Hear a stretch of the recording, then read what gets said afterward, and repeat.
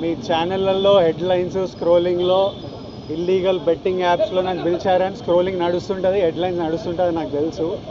కానీ ఫస్ట్ దాన్ని gaming apps clarification గురించి విజయ్ దేవరకొండని పిలిచారు అని ఫస్ట్ ఆ హెడ్లైన్ మీరు నా గురించి మార్చాలి. ఎందుకంటే బెట్టింగ్ యాప్స్ ఇన్వెస్టిగేషన్ తప్పకుండా నడుస్తుంది. కానీ మనని పిలిచింది వాళ్ళకు కూడా తెలియదు మన పేరు ఎందుకు వచ్చిందో. బట్ మన పేరు వచ్చినందుకు వాళ్ళు వెరిఫికేషన్ చేసుకొని వాళ్ళు డెలిజెన్స్ తీసుకోవాలి. మనం చేసింది గేమింగ్ యాప్స్కి ఎండోర్స్మెంట్. గేమింగ్ యాప్కి బెట్టింగ్ యాప్కి అసలు సంబంధమే లేదు.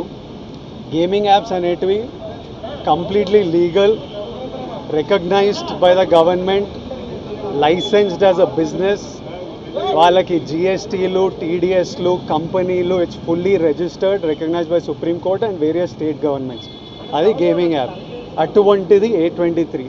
ఇప్పుడు క్విక్గా డౌట్ ఉన్న వాళ్ళకి క్విక్గా మీరు గూగుల్లోకి వెళ్ళి టాప్ గేమింగ్ యాప్స్ అని కొడితే కొన్ని వస్తాయి. A23తో సహా My11 Circle, Dream11, NPL, జుపీ ఇట్లాంటివి కొన్ని వస్తాయి. ఇవన్నీ రిజిస్టర్డ్ గేమింగ్ యాప్స్. ఇవన్నీ మన ఇండియన్ క్రికెట్ టీమ్కి స్పాన్సర్, మన ఇండియన్ ఒలింపిక్స్ టీమ్కి స్పాన్సర్, మన ఇండియా ఉమెన్స్ క్రికెట్ టీమ్కి స్పాన్సర్, ఐపీఎల్కి, ఎన్పిఎల్ ఒకదానికి అఫీషియల్ స్పాన్సరు, వేరియస్ కబడ్డీ లీగ్కి, వాలీబాల్ లీగ్కి అన్నిటికీ వీళ్ళు స్పాన్సర్ చేస్తారు. ఎందుకంటే these are completely legal entities. Indian Olympics టీమ్కి స్పాన్సర్ చేయాలంటే లీగల్ ఉండాలా వద్దా? సో ఫస్ట్ ఆఫ్ ఆల్ ఈ గేమింగ్ యాప్స్ని, ఇల్లీగల్ బెట్టింగ్ యాప్స్ని మీరు సపరేట్ చేయాలి. అది జర్నలిస్ట్గా మీ రెస్పాన్సిబిలిటీ.